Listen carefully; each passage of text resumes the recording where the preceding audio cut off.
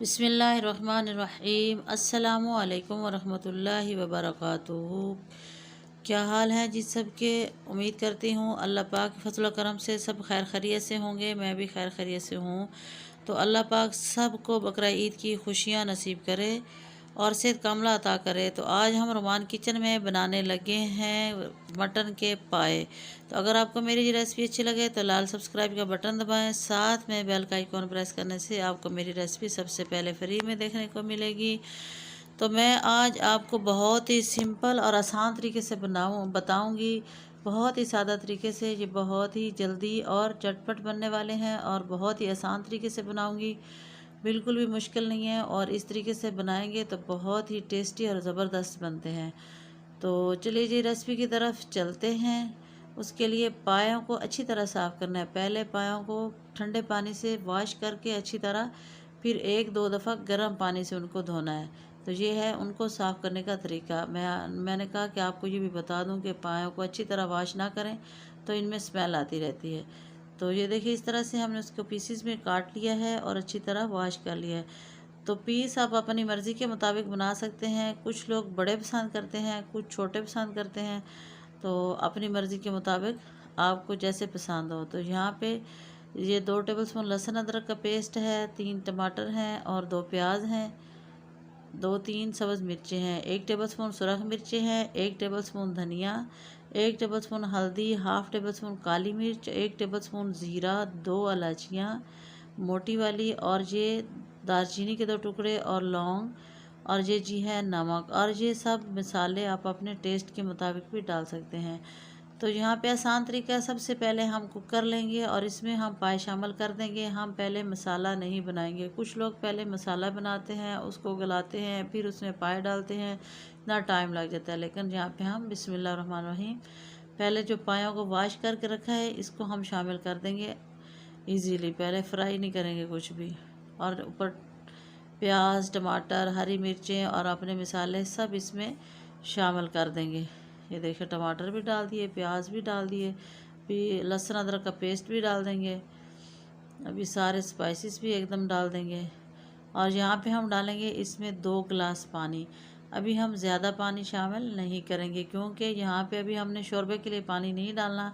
अभी ये सारी चीज़ों को गलाने के लिए पानी डालना है, जिससे ये प्याज, टमाटर, लहसुन अदरक हर चीज़ गल के मिक्स हो जाएगी।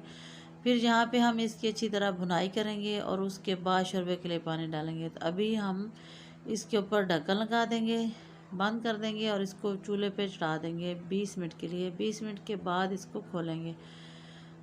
तो 20 मिनट पकने देंगे इसको यहाँ पे। तो ये बहुत ही आसान तरीका है, इस तरह से बहुत टेस्टी बनते हैं। तो ये देखिए 20 मिनट हो चुके हैं और ये आप देखें, मैं आपको दिखाऊं, सारी चीज़ें इसमें गल के मिक्स हो चुकी हैं। टमाटर, प्याज, लहसुन, अदरक देखिए कुछ भी नज़र नहीं आ रहा है।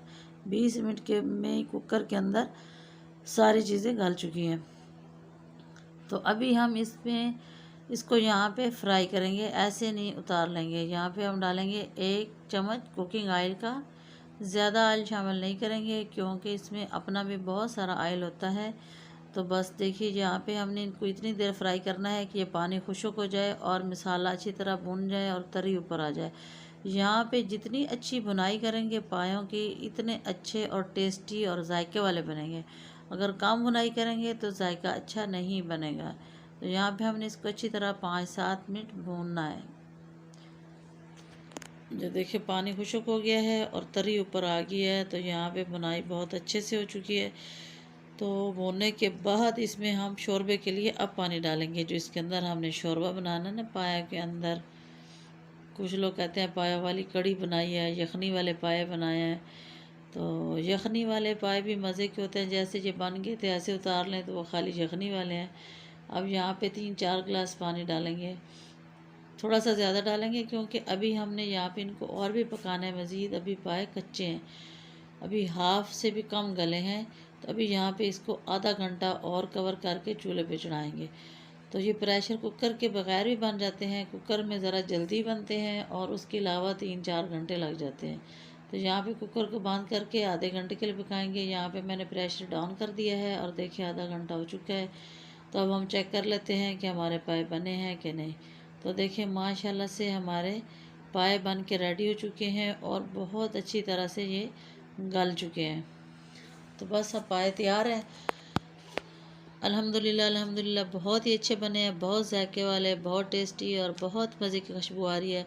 तो अब थोड़ा सा धनिया और सब्ज़ मिर्चें डाल देंगे काट के, और थोड़ा सा पिसा हुआ गरम मसाला यहाँ पे शामिल करेंगे इसमें।